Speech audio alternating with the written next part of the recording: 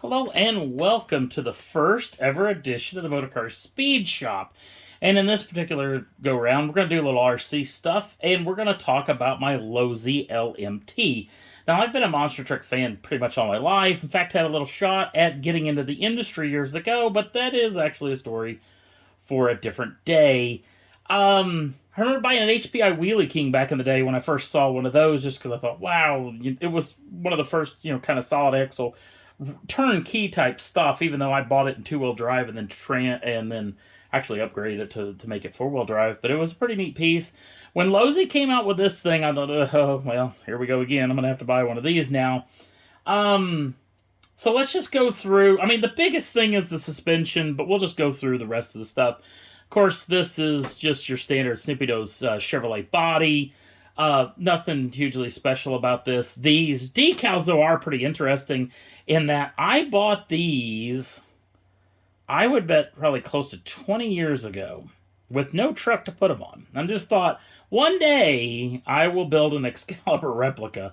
And that day finally came. So, as far as the cage is concerned, it is completely 100% fake.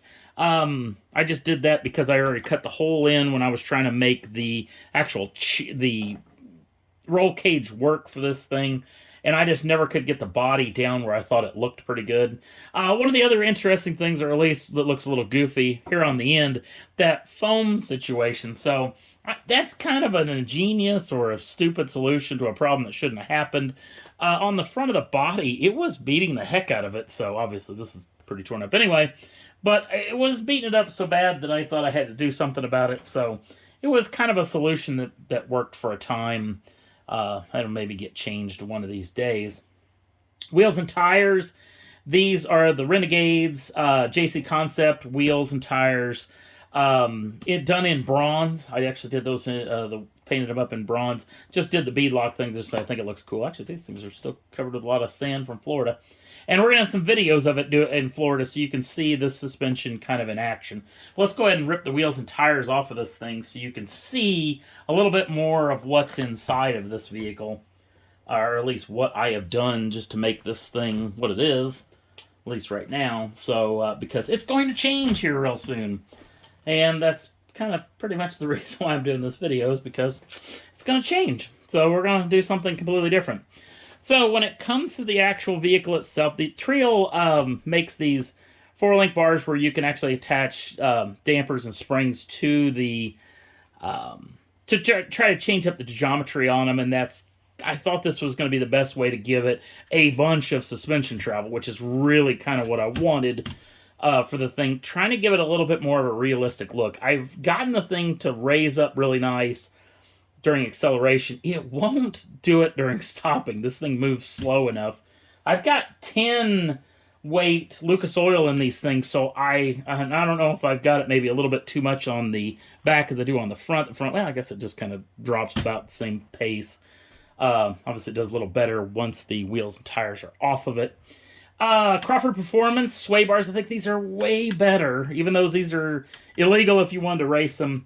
I think these are way better than the factory sway bars. I would love these to be adjustable, much like the factory ones are. I would like that to be a little bit better, but it gives it a little bit more of a realistic look, and that's kind of what I was doing with this truck.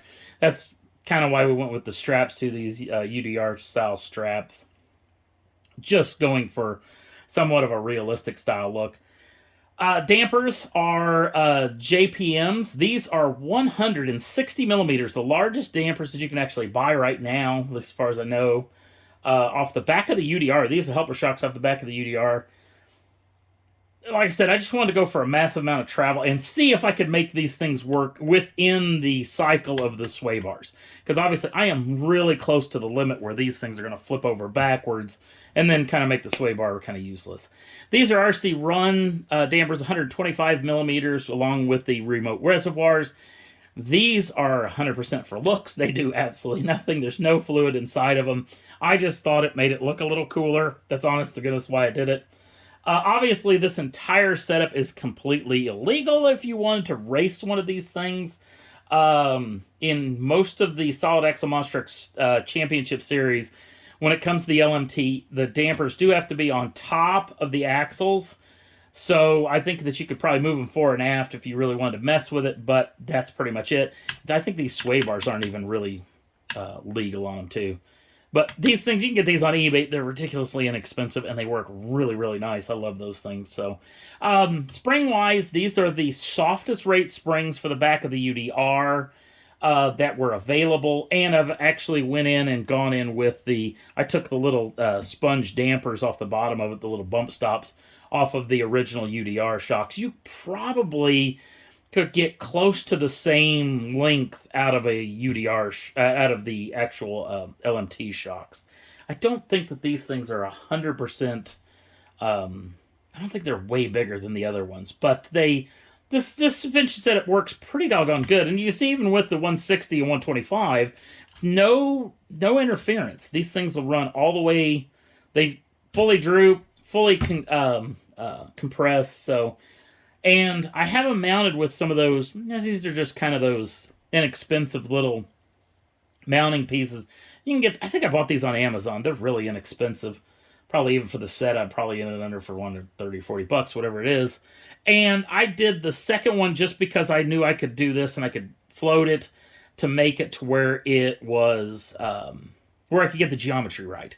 Because these are actually attached directly to the chassis. These are the mounting brackets for the back of the battery. These front ones are the mounting brackets for the front of the electronics package. And I also messed up. Well, I kind of did. I had to build my own battery tray. I bought one of those universal kits and then tried to make it work. I think this is going to change. I think I'm going to move it fore and aft because I've got a lot of gap here and I want to move it down a little bit more. But truck works really good. I mean, unless you wanted to race this particular setup, which obviously you can't legally, this thing's a pretty good piece and it's pretty rugged. So if you haven't bought you an LMT, I strongly suggest you do, especially if you're a monster truck person. And if you want to replicate this particular setup, it's pretty easy. And I would love to run a different spring on top, like a helper spring on top. I haven't done that yet. If I put them up there, the truck would sit way up high. So I'm either going to move these things further up to try to help with that situation, but honestly, I think I'm going to scrap this and start from scratch again because I can't leave anything alone, and you're going to learn some of that in some of the later videos that I really can't leave anything alone. And we're going to go with a way more radical setup as far as the suspension package on this vehicle, and that'll come pretty soon. But this thing works pretty good as is, and I'm going to show off some videos a little bit later of this thing on the beach in Florida when I was down there on a trip, so we get to take a little bit of a peek of how it worked and how it did. And I think it does pretty good. So this is an easily replicated setup in that there's absolutely no fabrication in it. So you can actually do this yourself. But this is just, to me, it's just fun. With the solid axle, you can really kind of do whatever you want. Even without that helper spring, I always thought that the damper fluid did a pretty good job of actually slowing the compression rate, and the spring was basically just to get rid of the rest of it, to slow down the energy, even with the bump stops at the bottom. And because the thing is loose, I have actually strapped these things to the end of the cups at the bottom just to keep the spring on the bottom of it so it wouldn't come loose. More ingenious, stupid solutions to problems that shouldn't happen. So, again, this is a pretty fun little piece. So if you haven't picked up one of these, I strongly suggest you do, because there's really a ton of stuff you could do with this thing, because it's really kind of an open playbook when it comes to at least designing the suspension, which is really, honestly, my biggest fun in this thing.